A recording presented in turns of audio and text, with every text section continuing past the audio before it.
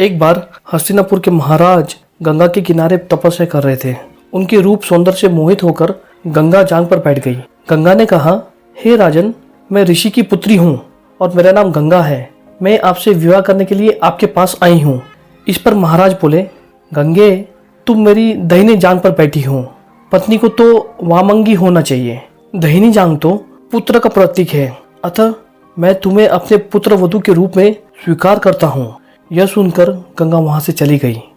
अब महाराज प्रतीप ने पुत्र प्राप्ति के लिए घोर तप करना आरंभ कर दिया।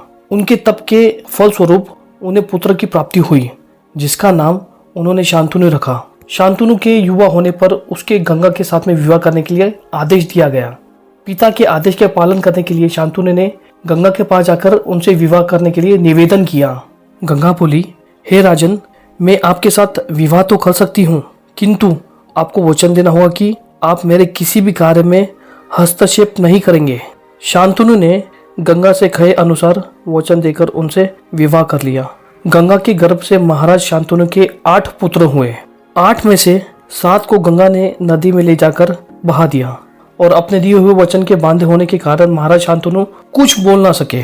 जब गंगा को 8वां पुत्र हुआ और वो उसे भी नदी में बहाने के लिए ले जाने लगी तो राजा शांतनु से रहा ना गया और वो बोले, हे गंगे, तुमने मेरे 7 पुत्रों को नदी में बहा दिया, किंतु अपनी प्रतिज्ञा के अनुसार मैंने कुछ ना कहा। अब तुम मेरे इस 8वें पुत्र को भी बहाने ले जा रही हो। मैं तुमसे प्रार्थना करता हूँ, कृपया करके इसे नदी में ना बहाओ। यह सुनकर गंगा ने कहा, राजन, आपने अपनी प्रतिज्ञा भंग कर दी है, इसलिए मैं अब आपके पास नहीं रह सकती। इतना कहकर गंगा अपने पुत्र के साथ अंतर्ध्यान हो गई।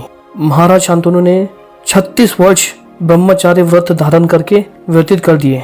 फिर एक दिन उन्होंने गंगा के किनारे जाकर गंगा से कहा, गंगे, आज मेरी इच्छा उस बालक को देखने की हो रही है जिसे तुम अपने साथ ले गई थी। गंगा एक सुंदर स्त्री के रूप में उस बालक के साथ प्रकट हो गई और बोली, हे राजन, ये आपका पुत्र है तथा इसका नाम देवव्रत है। इसे ग्रहण करो। यह पराक्रमी होने के साथ विद्वान भी होगा। अस्त्र विद्या में यह परशुराम के समान होगा। महाराज शांतनु ने अपने पुत्र को देवव्रत को पाकर अत्यंत प्रसन्न हुए और उसे अपने साथ हस्तिनापुर ले जाकर युवराज घोषित कर दिया। एक दिन महाराज शांतनु यमुना के तट पर घूम रहे थे। उन्होंने नदी में नाव चलाते हुए एक सुंदर कन्या को देखा। उसके अंग अंग से सुगंध निकल रही थी। महाराज ने उस कन्या से पूछा, हे देवी, तुम कौन हो? कन्या ने बताया, महाराज, मेरा नाम सत्यवती है और मैं निषाद कन्या हूँ। महाराज उसके रूप यौवन पर रिस कर तत्काल उसके पिता के पास पहुँचे और सत्यवती के साथ अपने विवाह के प्रस्ताव रखा। राजन, मुझे अपनी कन्या का आपके साथ विवाह करने में कोई आपत्ति नहीं है, परंतु आपको मेरी कन्या के गर्भ से उत्पन्न पुत्र को ही आपको राज्य का उत्तराधिकारी बनाना होगा। निषाद के इस वचनों को सुनकर महाराज शांतनु चुपचाप हस्तिनापुर लौट गए। सत्यवती के वियोग में महाराज शांतनु व्याकुल रहने लगे। उनका शरीर दुर्बल होने लगा। महाराज की इस दशा को देखकर देवव्रत को बड़ी चिंता हुई।